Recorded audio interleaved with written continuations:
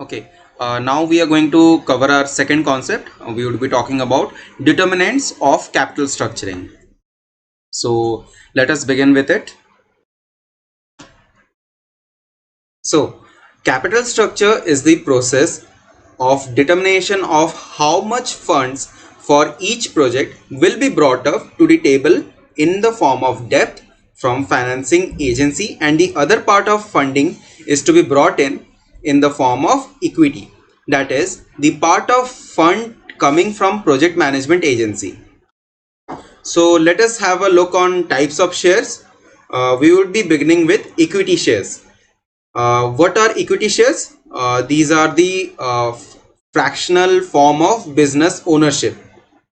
In equity, shareholders have voting rights in the company's decision making process. Uh, they don't have the enlightenment to any claims in case of failing of the venture, leading to a less stressed way of raising the capital. And it is equity shareholders are paid on the basis of earning of the company and have no right to claim a fixed dividend. We will be now moving on to preference shares. Preference shares are the ones who shares with a fixed dividend structure. Repayment takes priority over the ordinary equity shareholders. Normally we pay preference shareholders first, then we go to equity shareholders. Next, generally they don't have any fixed form of return and is only on the discretion of directors. They don't have voting rights. Payment of fixed rate of dividends may make the company declare higher rates of return. Let's now talk about debentures. So debt instruments used to raise a loan has a fixed rate of interest. They do not carry any voting rights. Debenture reduce borrowing capacity of a company.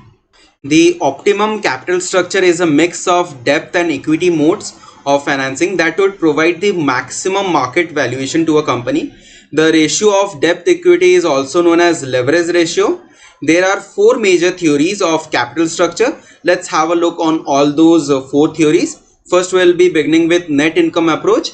It was suggested by Duran. According to this approach, the capital structure of a firm is directly proportional to the valuation of the firm. A change in corresponding capital structure leads to a corresponding change in cost of capital, leading to change in valuation of firm. There are few assumptions like no corporate taxes were introduced. No cost of debt is lower than cost of equity. Third assumption is debt amount does not change the perception of investors, which means they are rational. Uh, Next, now we would be moving to our next theory, that is net operating income approach. It was also suggested by Duran and is a reverse of net income approach. In this approach, the market valuation of a firm is not affected by the capital structure changes, is not affected by the capital structure changes, but by capitalizing the net operating income at the cost of the capital, which is taken to be constant in this case. So now we will be taking on third, that would be Modi, Gilani and Miller approach. Here, basic proposition was overall cost of capital and valuation of firms are independent of each other. Second proposition was cost of equity is equal to capitalization rate for a pure equity firm plus a premium for financial risk. Financial risk increases with an increase of more depth in the capital structure, and the cutoff rate for investment is independent of the way in which investment is financed.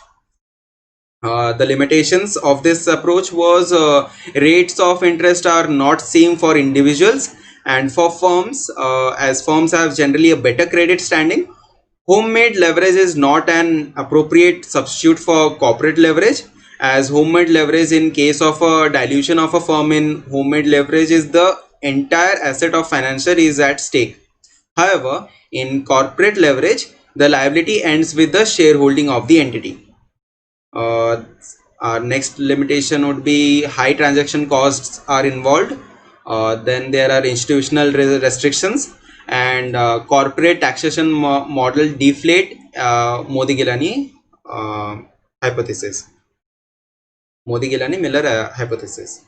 So let us now discuss about the traditional approach, that is our fourth theory. This approach suggests that a firm through considerate use of debt and equity makes the increase the valuation of firm. It is a mixture of net income approach and net operating income approach. Let us talk about what is net income approach. That is the leverage affects the cost of the firm and its valuation. Value of firm wouldn't necessarily increase with all the degree of leverages. In case of net operating income, beyond a certain degree of leverage, the overall cost of capital increases, leads to a decrease in total valuation of the firm. And in this case, cost of capital will not remain constant for all the degree of leverages. I hope all the points made in this slide and in this concept are clear. We will be now moving to our third concept.